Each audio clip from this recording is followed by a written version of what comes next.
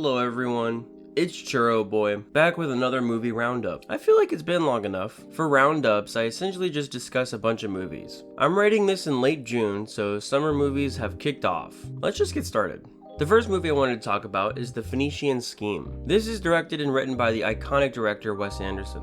I think I've talked about a few of his films on the channel before. Wes Anderson is a fascinating and pretty prolific director. At this point, it feels like he's pumping films out like every year. He loves weird characters that feel very eccentric. With this film in particular, it follows a business entrepreneur as he's trying to secure money to fund his next business venture. The movie, like most of Wes Anderson's films, is exceptionally well shot. He loves to frame the scenes in a particular way. That's really become a staple of his style. I will say the film does lack energy in some scenes that did leave me uninvested. There were definitely standout moments, like the basketball scene, but the film as a whole doesn't really stick with me like some of his other films. Michael Cera does my favorite performance in the film. His enunciation of things is really funny to me. There were some heartfelt moments in the end that definitely connected with me. It just didn't blow me away like some of his other films. I'm giving this around a 6 out of 10. I'll definitely rewatch it at some point though. The next film I'm talking about today is How to Train Your Dragon, the new one. What's interesting about this live action remake is that it was directed by the person who directed the original animated film. With that, I do think there's a clear passion and soul in this remake that some live action remakes do not have. The music within scenes is beautiful and the acting is really good for the most part. The CGI elements and animation was actually really beautiful to look at. There were some scenes and story elements that I thought were very good and emotional. It's a fantastic and beautiful story that left me satisfied. It's all pretty solid. Here's the thing though, it's already been done. The things I liked about this film has already been realized and done better in the original film. After watching the live action, I watched a little bit of the original film. My dad was watching it. I walked in and watched like 20 minutes of it, and for those 20 minutes alone, the original was telling its story more effectively and with a better sense of pace. The live action, while a good movie technically, is a worse way to experience the story. That being said, I'm giving this remake a light 6 out of 10. The next film I want to discuss is Novocaine. If I'm being so truthful, this is a film that I did not like in the slightest. It's a by-the-books, generic slop. All it really has is that one gimmick up its ass. That would be the main character doesn't really feel pain. That's it. Everything else is just generic action slop that just leaves nothing for me. The story and characters are generic. Most elements within the story and story beats are generic. The best way I could describe this film is just nothing. It's a nothing film that I've completely forgotten about. There's a bank heist and the main character plays hero. There's a basic twist and the movie resolves itself. I really have nothing to say about this film other than it's just a gimmick slop, and I give this film a light 3 out of 10, maybe a 2. Next film I'm discussing is Drop. From the trailers, this film looks stupid, and it really lives up to that reputation. This film is about a girl who goes on a date, and throughout the date, she gets these messages that she has to follow where bad things will happen to her family. Not only is the premise stupid, it's pretty uneventful and repetitive. Like, she's just frantically bouncing around the restaurant that she's at while on the date. In my head, I'm thinking this is the worst date ever. The movie really gives you nothing to think about or even to be thrilled about. It's actually just really boring. Nothing happens. The ending does have a little reveal and a twist, I guess, but it resolves in a fucking stupid way that I kind of want to talk about. That being said, I'm going to spoil the ending of this film. So she figures out who exactly has been sending her these messages, and then when this person is about to kill her, she breaks a window behind the guy, and he gets sucked out the window. Now, I'm not a man of science. Don't take that the wrong way. But what? Like, what's happening? It wasn't like they were in space. They were just in a building, like they were high up, but they were just in a normal building. Why did he get sucked out like that? What the hell? The movie resolves and everyone's happy. The movie's trash, and I'm giving this a 2 out of 10, close to a 1 out of 10. The next film I want to talk about is Hurry Up Tomorrow. Now on my podcast, I wanted to talk about this film, but scheduling was messed up and I ended up not being able to see it. By the time I actually watched it, the film was reviewed terribly. By this point, I just wanted to see what everyone was talking about. Now what I will say is that the first 30 minutes or so, I actually was kind of enjoying it. This film was directed by Trey Edward Schultz, who also directed Waves back in 2019. There were some solid moments of camera work and building of characters that I thought was pretty interesting for the most part. By the end of the film, there was nothing that was really said. Like the first half and second half were like 2 different movies. The acting was pretty terrible, and what kind of upsets me is that the director and creatives just felt like they were using similar techniques on repeat throughout the whole film. In the film Waves, there's this beautiful spinning shot in a car that I actually love. The director does the same thing in this film like 4 different times. There was a point when I was like, oh, they're just doing this shot again. The movie doesn't say anything of substance, and some elements are actually pretty terrible. At the end of it all, I'm pretty confident in giving this film a 3 out of 10.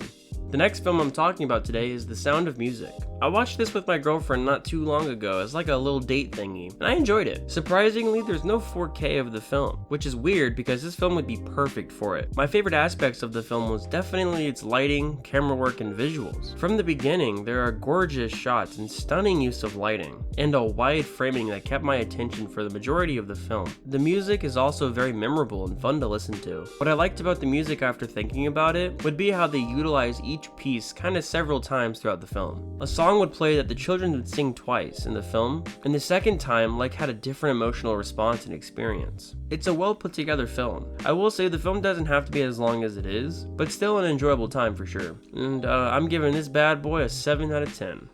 The next film I'm talking about is the new summer hit film, F1, Movie. The movie. This film is directed by the dude who made the new Top Gun film a couple years ago. I don't remember if I reviewed that one on the channel, but I thoroughly enjoyed my time with it. And no different for this as well. The film stars Brad Pitt as an old Formula 1 driver that returns to try to win one last time. The best way to describe this film is one of the most exciting films of the year. Not the best film by any means, but exciting for sure.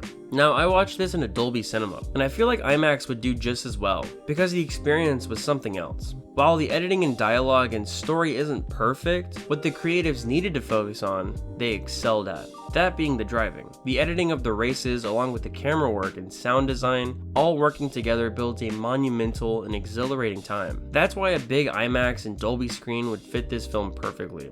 Outside of the racing, however, the film is pretty generic and really nothing special. There's interesting character development that does its job, but the majority of the audience is going to mostly remember the driving scenes. Within the driving sequences, there's little details and creative ways that they decided to film the driving that just left me feeling well satisfied with my experience. If you're thinking of seeing a movie this summer with your family, this is probably the safest bet. It's nothing challenging, but it's definitely worth the watch for sure.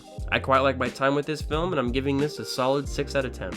Speaking of summer blockbusters, Mission Impossible, the last one. The final one. This film, from my understanding, did kind of poorly at the box office for I think a few reasons. For me personally, when it comes to the last few Mission Impossible films, I've been kind of disappointed. My favorite is still Mission Impossible Fallout at this time, but Dead Reckoning Part 1 was just so lame to me. This film in particular got some mixed reviews from audience and critics. I think it was due to weird pacing choices. The film has yet another world-ending plot, this time with artificial intelligence. A part that really did stick with me, however, was definitely the submarine scene. I remember the film having good choices of editing and tension through that scene. Everything else kind of just left my brain. As a finale, the film just leaves an unsatisfied and just a bad taste in my mouth. Whatever. I'm giving this a light 5 out of 10. I don't really know which one is worse, part 1 or 2. Who cares? The next film I'm discussing today is Thunderbolts. It's the newest Marvel film. If you've seen my podcast, the Bingo Bongo podcast, I've mentioned Thunderbolts once or twice in there. See, modern Marvel films have not been good. Brave New World just was boring and forgettable experience. It was just not worth anybody's time. With that in mind, I remember wanting to see this film because some people I follow were saying positive things about it. While this is still a by-the-books Marvel film, there are things that I think the film does pretty well. There's pretty solid movement of the story that I felt to be pretty satisfying throughout. There's repetition of ideas and themes that I was kind of surprised to see also. There's a fight scene in the beginning of the film that was very interestingly shot. It's like an overhead shot with striking use of shadows. When I first saw the film, I thought it was a very memorable and cool looking shot. The more I thought about that scene, however, I realized it also played a purpose in the themes and ideas that the film later discusses. It's almost like the people involved in the film was competent and actually gave a shit about it. Can't really say that's the standard for most Marvel films, but here we are. It's a solid film that I will say was kind of funny at times. It was just a fun time that had meaningful moments. I'm thinking of giving this a good 6 out of 10. Next film I'm talking about is Friendship with Tim Robinson. This is a film I mostly wanted to see because I thought the humor would be up my alley. I quite liked I Think You Should Leave. There's so many hilarious and memorable bits in that show. I can't say I was too pleased with this, however. This film, just to get into it, it felt like it was a stretched out skit that really fell flat for me. I did enjoy some aspects of the film for sure. One being how everyone is mostly a normal person except for Tim Robinson's character. There's a great scene where his wife is trying to leave him and he's acting like a buffoon throughout. Other than that, this film felt like a drag for me. If it was a 20 or so minute skit that filled into a show, then I think it would be perfect, but it's feature length. I don't really have much else to say about this film. I'm giving this a 5 out of 10. The next piece of media that I'm discussing is Adolescence. Now this isn't a movie, this is actually a TV show on Netflix. I didn't really know what to expect from this, but there's just some things that come out of nowhere, and everyone just starts talking about it. This was one of them. The show is a limited series containing 4-hour-long episodes. The first episode had me completely hooked and compelled from the very beginning. The first episode starts with two cops. They're waiting and kind of talking to each other. Then as their vehicle moves, the camera moves with the vehicle to show several more police cars, all building to something much larger than I anticipated. The show also has this one-take method that they use, and in the first episode, it worked perfectly. How the information is revealed throughout the episode is compelling and engaging. The acting is superb from everyone, especially the kid actor. It all leads to a powerful and very well-written moment that feels emotionally messy and complicated. The first episode is extremely powerful and feels very human. What I mean by human is that it feels like the emotions are confusing and conflicting.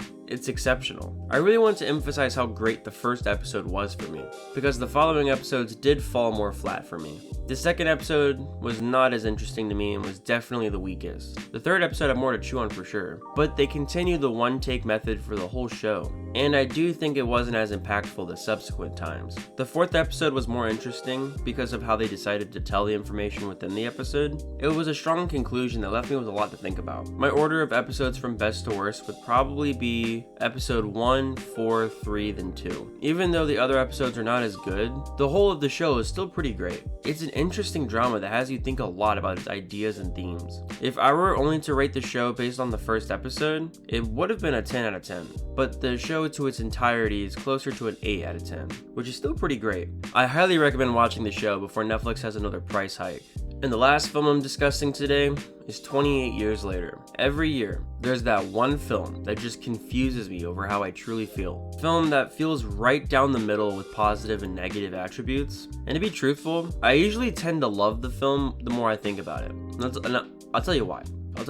Because it actually gets me to think about what I like, what I don't like. It has me engaged with film as an art form more in my head. This film was one of those. 28 Years Later is the third installment of the Rage Virus 28, whatever you want to call it, films. It's been 28 years, and the whole of the UK has been isolated from the real world. It follows a kid with his dad as they travel to the mainland. In the beginning, the editing and building of its events were very intense. When I first watched it, it gripped me wholeheartedly. I was nervous for the characters and what they were about to experience. I think the music helped a lot in that scene though. They had a rendition of the Boots poem playing throughout the scene, and how they utilized and edited the music within the scenes, I think helped greatly and built a lot of tension. As the film went along though, I got a bit more disappointed. With that in mind, the film does have a good building of stakes throughout. It just isn't as satisfying as I wanted it to be. There's a zombie with a humongous dick and balls.